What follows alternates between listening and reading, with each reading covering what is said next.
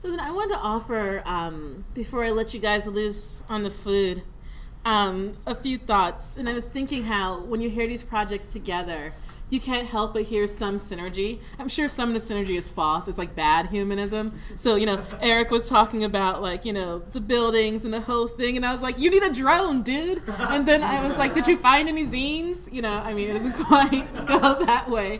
But I think there is something there about what being a member of a community can do to the feeling of cross-fertilization that's inherent and important to the growth of ideas. Right? And there's a way in which you don't enter into a community necessarily assuming that you're all coming with the same things or that you're even going to get the same kind of sort of sustenance from the community. But there's a way in which, by virtue of working with other people and being with other people, you simply learn and can do more. And I say all these things, and I tend to belabor these points only because I'm a director of a program in digital humanities. And one thing I have found is that most people assume that because I work in digital humanities, I work alone, I work quietly. I do spend a lot of time sitting in front of a computer, it's true.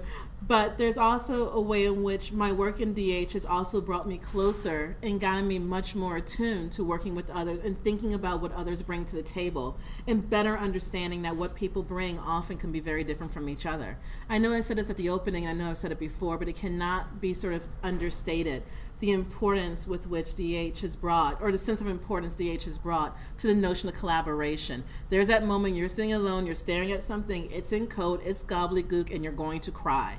Right? And then you can realize there's actually someone else who doesn't have the same expertise you have in textiles, for instance, but that person can help you cut through that code. Right? And not only can that person cut through that code in the sense of bringing in sort of technical expertise that's different from the actual, quote, work of the project, which is the interpretation, but that moment, and this is going to get thorny just a little bit, that moment of interpretation is itself, or that moment of cutting through the code, rather, is itself interpretive. Right? So that moment when the person that's helping you design your website, that moment when someone is working with you to create a code that can better analyze text because it changes the ways in which we look at stroke instead of actual letter as symbol, right?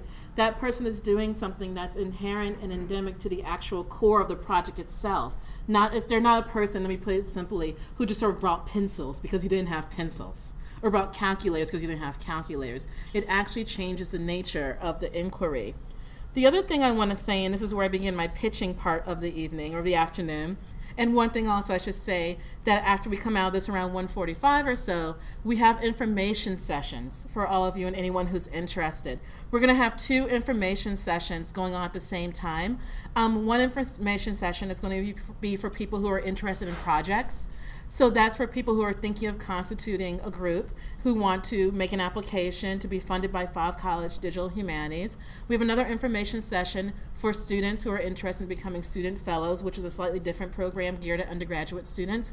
I should also say, however, that if you're a staff person or a professor who's interested or who knows some students who might be interested, you're free to go to the student session because, of course, if you want to get the information to share with your classes, that's actually where you should go. But, of course, you can also talk to me or to postbacks. I wanted to say a little bit, though, and this is the thing I mentioned before, it's being a little bit thorny. The projects you saw today, I think, are a really good example of the kinds of projects we've been funding. But I do want to make clear that there's plenty of space to fund all kinds of other projects as well. There's always a fear when you give a demonstration of what's at hand that you have an audience who imagines, well, this is what they do. Right? I just want to make very clear that there's all kinds of space available for other kinds of projects as well, and that we're looking for projects, especially that use digital technologies, to reframe how we work with old materials. We saw some of that today. We're also interested in projects that are born digital. It's one thing that's been sort of dropped a few times, and I want to make clear we understand what that means. These are projects that are created in order to be online digital projects, which seems like a duh. But if you think about a lot of the earlier digital humanities projects you might be familiar with, very often it was about digitization. So it was about taking things that were at once on paper and putting them online, right? Born digital projects are something a little bit different. These are projects, I can't say they've left paper behind because the way in which, and people can talk about the ways in which our basic cognition in the West is tied to paper, tied to reading, of course. Like, they don't leave paper behind, but they're projects that are being produced with the understanding that they're not being produced so they can be retranslated back onto paper of some sort, right?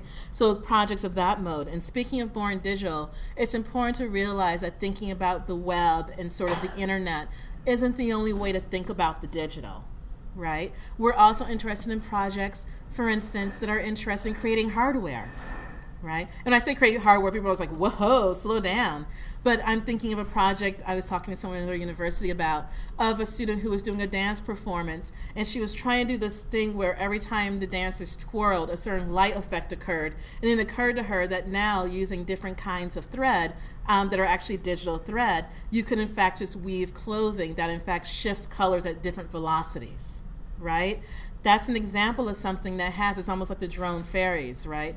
That's something that we think of as a sort of technological thing, but it also, of course, has implicit meaningfulness for the actual artifact being produced by the project. So when you're thinking about producing hardware, that's everything from electronic thread up through I made a Marissa pad, right? Or, a drone cat.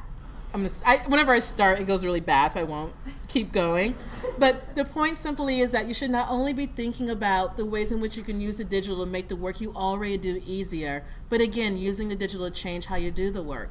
And that when you're thinking of using the digital, you're not just thinking of putting projects online, you're also thinking of making things. This is one thing about the drone project, right, and the zine project. You're talking about people who are touching and building and making things. And that work of technology is also digital work. Right? We can do a long thing about digital versus analog, and it gets really boring really quickly. But I do want you to keep that in mind. We're talking about making hardware, making software, and that you don't have to be an expert to do this. I'm not an expert in anything, right? But if you leave me long enough in front of my son's like Lego Mindstorm creator bot thing, I start to get ideas. Right? And it's really okay, I'm going to validate for a moment. It's really okay for me to start with the Lego robot and work my way up. Or start with the Lego robot and find someone who really understands robotics, who can connect me with someone who can make the quote real thing. But look, hey, I have this prototype using my iPad and this other thing, right? So that leads me to the other thing, which is when you're thinking of pitching a project, I want you to think big. You want to create a robot that's going to read Greek and go to the site of the past, etc. And you're going to do this big robot, and you're going to do this whole thing, and you're going to come to us, and we're going to say, that's so great, you're creating a robot that reads Amharic and also does graffiti with the drone. And we're going to say, that's so great, let's scale that back a bit, here's some Legos. And I think that Here's Some Legos moment is an incredibly important part in the process because it brings you into a community. And for me, that's simply a way of saying, it doesn't matter what level of technological capacity you imagine you're at right now. It's more about using your imagination to imagine how to take your artistic practice or scholarship, frankly, just to another level, and understand that if you come into this community, we can find ways to make it work. We can find people with whom you might want to work and people who want to help you build and grow. And these processes will take time. It doesn't happen in a semester. It happens over years, but God willing, we have the time, and thus that also should always be on the table. I'm going to wrap it up there because our food is slowly starting to arrive and I'm very focused on it. I want to thank you all for being here today. I'm going to ask you to please stick around for the info sessions in case you want more information. Even if you're not sure, you don't have to have the project right now. And then at 2 o'clock more formally, we'll all gather back up here to have our food and have a reception and just celebrate the beginning of the semester. Thank you.